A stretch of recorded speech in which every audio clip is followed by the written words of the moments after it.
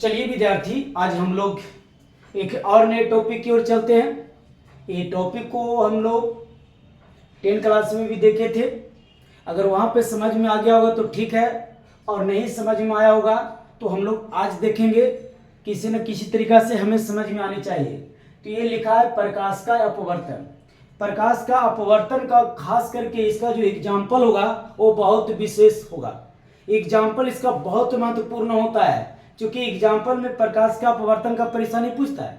ये पूछता है इसका एग्जाम्पल। जैसे में पूछता है कि पानी में डाला गया छड़ी तिरछा नजर क्यों आता है, पानी में डाला गया सिक्का उठा हुआ नजर क्यों आता है, सीरा में डाला गया छेना बड़ा नजर क्यों आता है, पानी में तैरता हुआ मछली को पूंछ पर क्यों मारना चाहिए। ये सब इसके एग्जाम्पल है।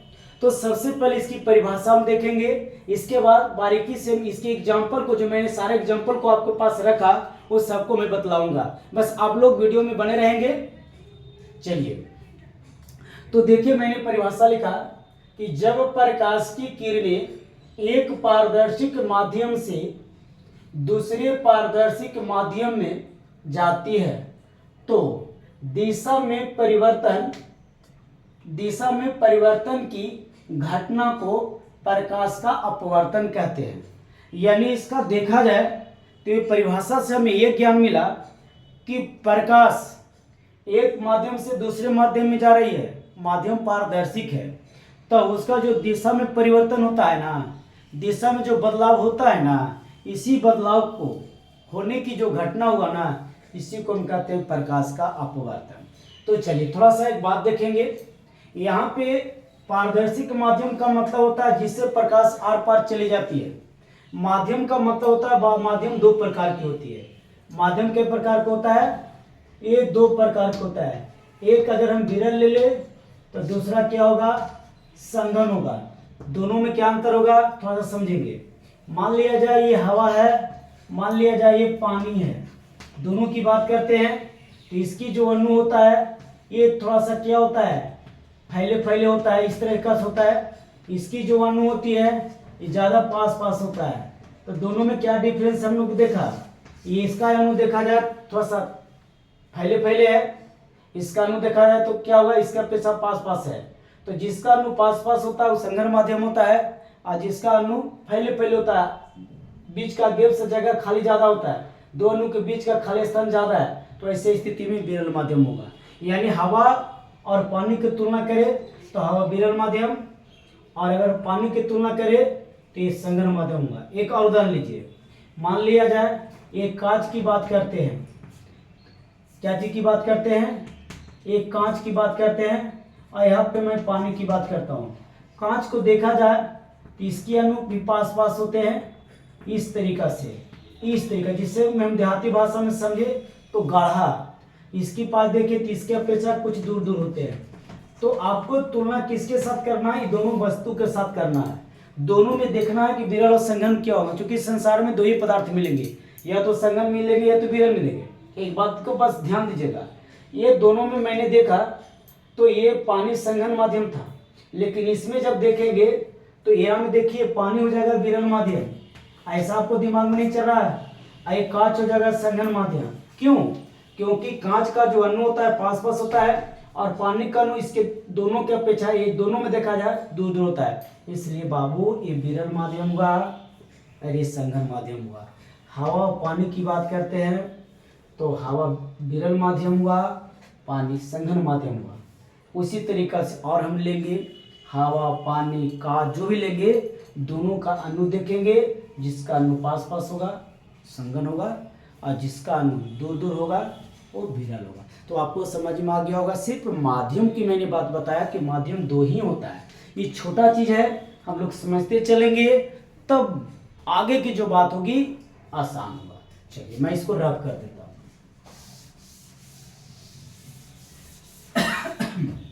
अब देखिए, मान लिया जाए ये मैंने एक रेखा लिया, ये रेखा ऐसा है कि दो माध्यम को क्या कर रहा है, विभक्त कर रहा है। मान लिया जाए ये हवा है, और ये मान लिया जाए ये पानी है। अब आपको बताने की आवश्यकता नहीं होगा क्योंकि ये हवा जो है कौन माध्यम होगा, विरल माध्यम होगा। जैसे कभी मैंने बताया पानी कौन माध्यम होगा, संघन माध्यम होगा। चलिए आगे बढ़ते हैं। अब थोड़ा सा ध्यान देंगे, यहाँ से प्रकाश आ रही है, ठीक है। आते हुए प्रकाश को हम आपतित किरण कहते हैं। कौन किरण कहते हैं, बोलो, आपतित किरण कहते हैं। ठीक, ध्यान रहेंगे, ध्यान देंगे। ये जो रेखा देख रहे हैं ये दो माध्यम को बांट रहा है। अब जहाँ पे दो माध्यम बांटेगी, यानी ऐसे समझिए कि यहाँ से प्रकाश एक माध्यम में आ रही थी, अब प्रकाश दूसरा माध्यम में प्रवेश करेगा। तो जहाँ पे प्रकाश दूसरा माध्यम, एक माध्यम से दूसरा माध्यम में प्रवेश करती है, उस बिंदु पर एक अभिलंब डाला जाता है। याद रखें अभिलंब कहाँ होता है, ये सवाल कोई तुमसे पूछेगा। तो अभिलंब उस जगह पे होता है जहाँ पे प्रकाश एक माध्यम से दूसरे माध्यम में जाता है। तो मैंने अभिलंब ले लिया, ध्यान से सुनेंगे, देखेंगे भी। तो देखा जाए कि इसको इस तरीका से किरण को निकल जाना चाहिए। अब देखिए, तो ये प्रकाश क्या होता है कि ये थोड़ा सा डॉट लगा देते हैं, निकलना चाहिए, लेकिन ये हल्का अभिलंब की ओर मुड़ जाती है, अभिलंब की ओर मुड़ जाती है। तो मैं कहना चाह रहा हूं क्या कि जब प्रकाश की किरणें एक माध्यम से दूसरे माध्यम में जाती है, तब प्रकाश का जो पथ होता है एक परिवर्तित हो जाता है, यानी जाना चाहिए ऐसे, लेकिन मुड़ गया ऐसे। ये जो घटना देख रहे हैं ना, इस घटना को ही हम कहते हैं प्रकाश का अपवर्तन। कब है, तो प्रकाश की किरणें एक पारदर्शी के माध्यम से दूसरे पारदर्शी के माध्यम में जाती है, तो इसके दिशा में परिवर्तन की जो घटना होती है, इस घटना को हम कहते हैं प्रकाश का अपवर्तन। चलिए ठीक, एक बात और देखेंगे, ये अभिलंब है और इसके साथ कोण बनता है और ये इस किरण के साथ कोण बनता है। तो थोड़ा सा देखिए, ये अभिलंब है और ये किरण है, तो कहता है आपतित किरण। ये वाला जो किरण होगा ना, ये होगा अपवर्तित किरण। कौन किरण, अपवर्तित किरण। अब क्यों, क्योंकि ये अपवर्तन हुआ है ना। तो मोटा मोटी देखिएगा, आपतित किरण और इसके बीच जो कोण बनता है, इसको मान लीजिए आई, तो इसको हम बोलते हैं आपतन कोण। इस कोण को हम कौन कहेंगे, आपतन कोण। ध्यान देंगे, आपतन कोण। तुमसे सवाल पूछेगा कि आपतन कोण क्या है, तो आपतित किरण है ना, अब अभिलंब के बीच जो कोण बनता है उसे आपतन कोण कहते हैं। दूसरा, इसको मान लो आर की कल्पना करो, तो अपवर्तित किरण और अभिलंब के बीच जो कोण बनता है उसे कहते हैं अपवर्तन कोण। परावर्तन कोण नहीं बोलना, इसको बोलते हैं अपवर्तन कोण, अपवर्तन कोण। अब एक बात और याद रखेंगे, हम लोग अपवर्तन कोण देख लिए, आपतन कोण देख लिए। अब चलिए, ये जो कोण है, अगर ये प्रकाश इस तरीका से निकलता, कोई भी दो रेखा इस तरीका से काटती है, इस तरीका से, तो हम कहते हैं कि ये वाला कोण एक समूह कोण होता है। तो ये आई और ये आर दोनों इक्वल होना चाहिए, लेकिन ये कहाँ देखिए, अगर ये समझिएगा ध्यान से, बहुत अच्छा से ध्यान से देखिएगा, बात बहुत छोटा है लेकिन बहुत काम का है, ये आगे काम करेगा, 1 नंबर में यहाँ से क्वेश्चन निकालेगा। मैं बताना चाह रहा हूँ कि अगर एक रेखा को मिटा दिया जाए तो ये और ये दोनों इक्वल हो जाते हैं, आई और आर। लेकिन ना, ये किरण यहाँ है, तो ऐसा हो रहा है कि यहाँ तक रहता तो एक कोण के बराबर ये कोण होता। तो मैं बताना क्या चाह रहा हूँ कि जो आपतन कोण होगा वो अपवर्तन कोण से क्या होगा, बड़ा होगा, और इस कोण से क्या होगा, एक कोण छोटा होगा। यहाँ तक रहता ये कोण तो इक्वल होता है, लेकिन अपवर्तन कोण इतना बन रहा है ना, तो यहाँ पर क्या हमको समझाना था कि जो अपवर्तन कोण आई होगा, अपवर्तन कोण आई होगा, वो एली टर्म कोण से, कोण आर से क्या होगा, बड़ा होगा। आपतन कोण का मान अपवर्तन कोण का मान से सदैव क्या होगा, बड़ा होगा। तो चलिए यहां से हमने ये देख लिया। अब हमको यहाँ पे एक बात और सीखेंगे। अगर हमसे कोई पूछे कि ये प्रकाश का अपवर्तन क्यों हुआ, है ना, सवाल है ना, प्रकाश का अपवर्तन का कारण क्या है, चलिए इसका आंसर हम समझने का प्रयास करते हैं। देखो बाबू, जब प्रकाश यहां से, एक किरण जब यहां से चल रहा था तो यहां तक पहुंचने में किसी तरीका से कोई परिवर्तन नहीं हुआ, प्रकाश एकदम सीधी रेखा में गुजर गई। ठीक, यहां से बात करते हैं तो अगर ये चलती चला जाए तो इस दिशा में कोई बदलाव नहीं होगा। बदलाव तो तब हुआ कि एक माध्यम ये था और एक माध्यम ये था, ये विरल माध्यम था, एक संघन माध्यम था। प्रकाश एक माध्यम में अगर चलेगी तो जीवन भर किसी तरीका से कोई परिवर्तन नहीं होगा। जब प्रकाश एक माध्यम से दूसरे माध्यम में जाएगी तब प्रकाश का अपवर्तन होगा। क्यों होगा, ये बात है। तो बाबू, अगर इस माध्यम में प्रकाश की चाल देखा जाए तो इसकी अपेक्षा इसमें ज्यादा होता है। यानी ऐसा समझिए कि विरल माध्यम में प्रकाश की चाल संघन माध्यम की अपेक्षा ज्यादा होता है। यानी विरल माध्यम में प्रकाश की चाल ज्यादा होता है और संघन माध्यम में प्रकाश की चाल कम होता है।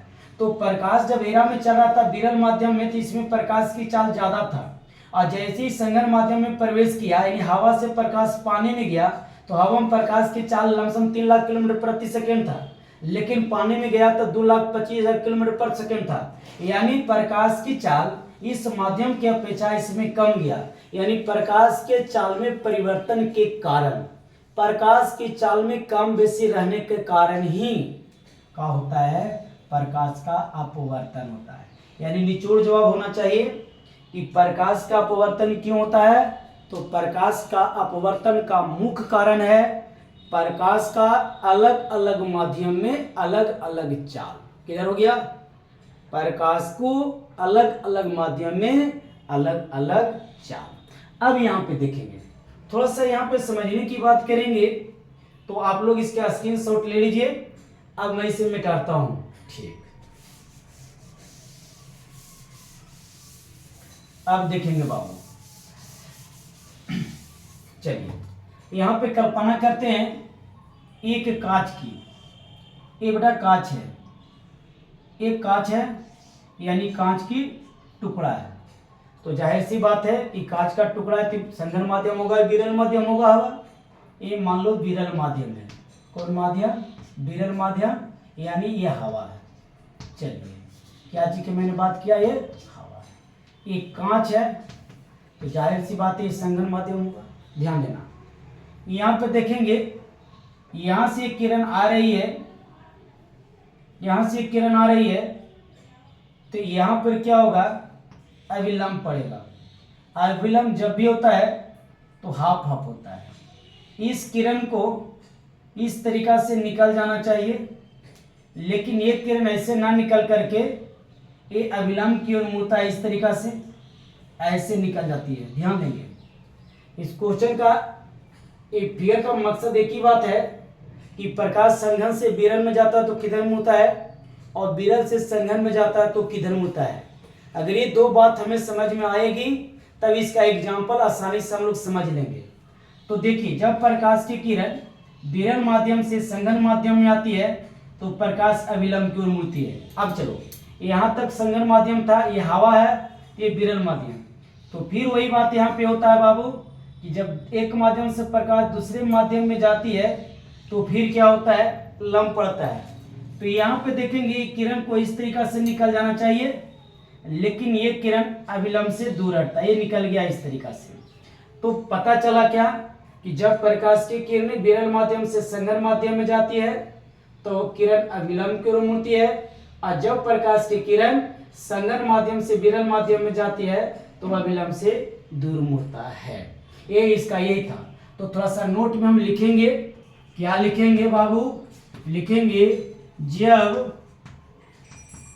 प्रकाश की किरण विरल माध्यम से संघन माध्यम में जाती है तो अभिलंब की ओर मुड़ जाती है, और जब किरण संघन से विरल में जाती है तो अभिलंब से दूर हट जाती है। क्या सीखा? जब प्रकाश की किरणें विरल से संघन में जाएगा तो अभिलंब की ओर मुड़ेगा, और जब प्रकाश की किरणें संघन से विरल में जाएगा तो अभिलंब से दूर हटेगा। ये चीज को मैंने लिखा था।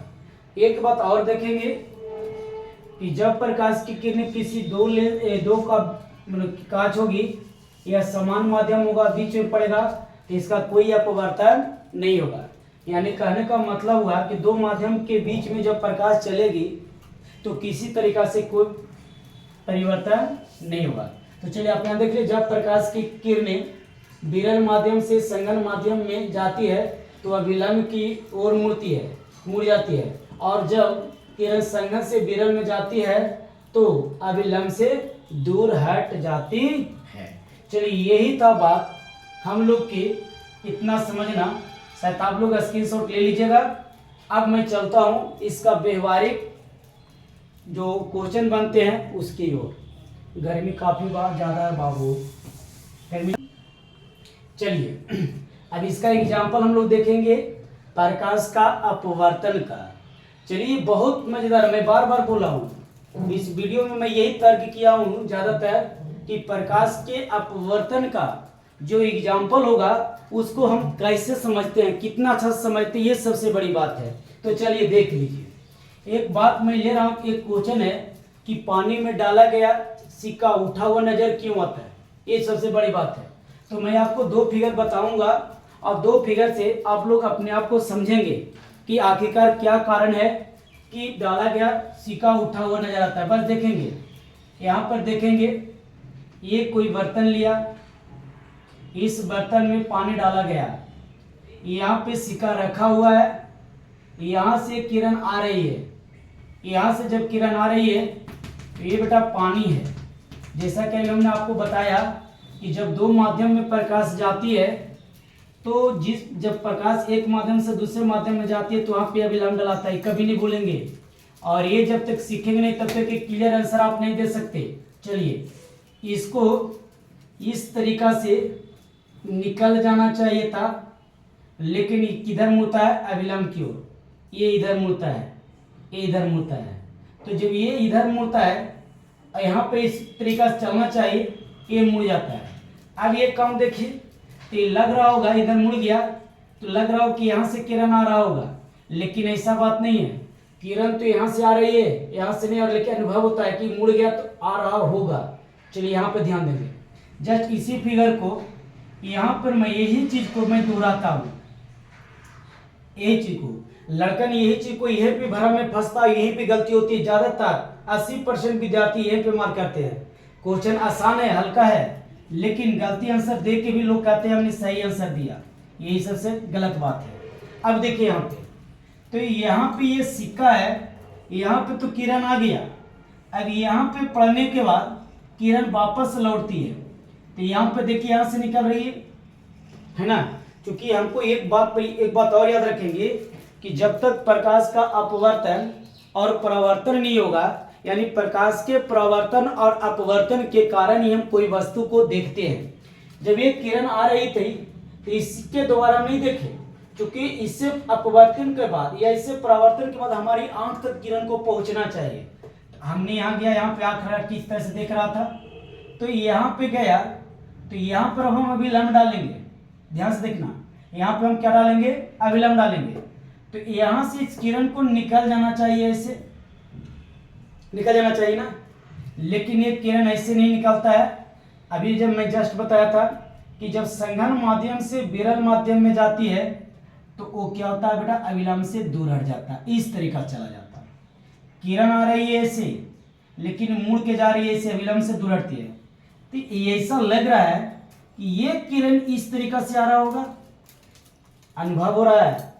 ये ऐसा रियल में नहीं है, रियल में तो किरण ऐसे जा रही है, लेकिन ये क्या होता है कि प्रकाश के अपवर्तन के कारण ये ऐसे किरण को निकल जाना चाहिए, तो ऐसे ना निकल करके ये ऐसे मुड़ जाता है।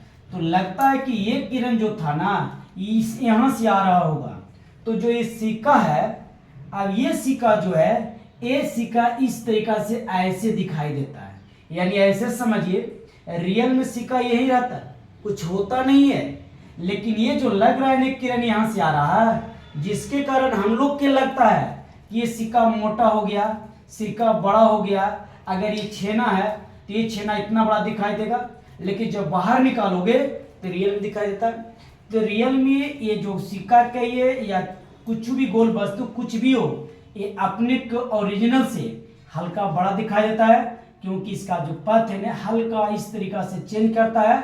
और ये वाला जो किरण है यहाँ से लगता है कि आता हुआ प्रतीत हो, आ नहीं रहा है, आ तो रहा है रस होकर के ऐसे, लेकिन ऐसा अनुभव होता है। यही कारण है, यानी इसी कारण को बोलते हैं ना, यानी प्रकाश के अपवर्तन के कारण सिक्का उठा हुआ नजर आता है।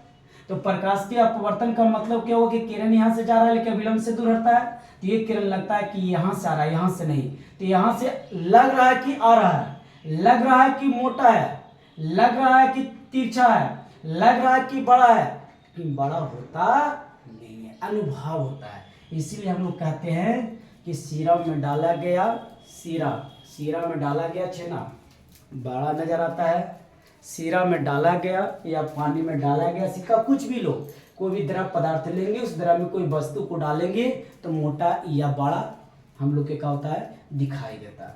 चलिए यहाँ से तो आप पता चल गया होगा।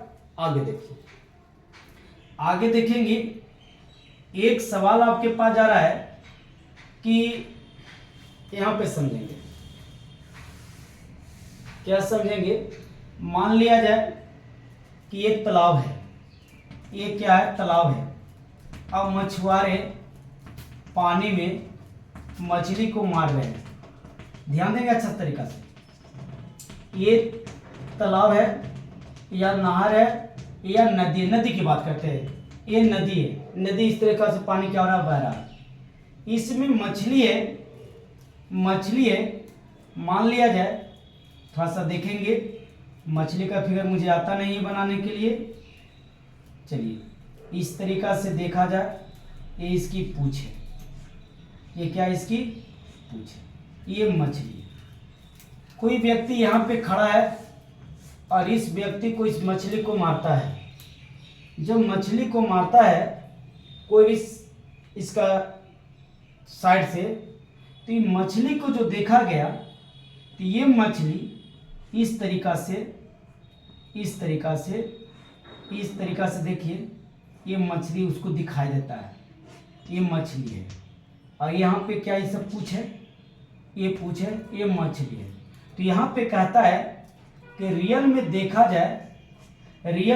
जाए तो ये मछली है, ये मछली यहाँ है और मछली दिखाई देता है यहाँ। तो मछुआरे को तो ओरिजिनली दिखाई दे रहा ही नहीं, ये दिखाई दे रहा है। तो क्या करता है कि अगर यहाँ पे वार करता है तलवार से, तो क्या ये मछली को लगता है, नहीं। यहाँ वार करता है तलवार से, तो क्या मछली को लगता है, नहीं। लेकिन अगर यहाँ वार करता है तलवार से, तो क्या मछली को लगता है, तो जी हाँ लगता है। तो कहने का अर्थ हुआ कि मछुआरे मछली को कहाँ मारेगा, को मछली कटेगी या मरेगी, तो कहाँ मारेगा, पूंछ पर न। इसीलिए कहता है कि मछली को मछुआरे अपना निशाना कहाँ साधता है, पूंछ पर, तब वो मछली जाके क्या होता है, मारता है। इसका कारण हुआ कि प्रकाश के अपवर्तन के कारण ये जो मछलियां थी, इसका ओरिजिनल ये था लेकिन दिखाई ही दे रहा था। अगर यहाँ मारेंगे तो मछली नहीं मरेगा, और मछली की अगर पूंछ पर मारेंगे तो मछली मर जाएगा। इससे पता चलता है कि मछुआरे मछली को कहाँ मारता है, तो पूंछ पे मारता है। बाबू आज का वीडियो मैं यहीं तक रुकता हूं, लेकिन मेरा जो कल का वीडियो होगा वह वीडियो होगा प्रकाश का पूर्ण आंतरिक परावर्तन, और उसमें हम क्या देखेंगे, इसका जो एग्जाम्पल होगा इसी के जैसा उसका महत्वपूर्ण होगा। एग्जाम्पल होगा कि गर्मी के दिनों में नदी में पानी ना होते हुए भी देखेंगे आगे तो पानी दिखाई देता है, और उस जगह पे जाते हैं तो पानी नहीं रहता है, फिर आगे पानी दिखाई देता है। दूसरा एग्जाम्पल इसका होगा कि गर्मी के दिनों में जब रोड पे हम चलते हैं तो आगे पानी दिखाई देता है, और जब वहाँ पे जाते हैं तो पानी दिखाई पानी नहीं रहता नहीं है। ऐसा क्यों होता है? इन सारी क्वेश्चन का आंसर कल जो मिलेगा वो प्रकाश के पूर्ण आंतरिक परावर्तन के द्वारा मिलेगा। तो ठीक है दोस्तों, आज की वीडियो में यहीं तक रुकता हूँ। अगर हमारी वीडियो अच्छी लगी होगी तो थोड़ा सा लाइक भी करेंगे, शेयर भी करेंगे और सब्सक्राइब भी करेंगे। थैंक यू दोस्त, धन्यवाद।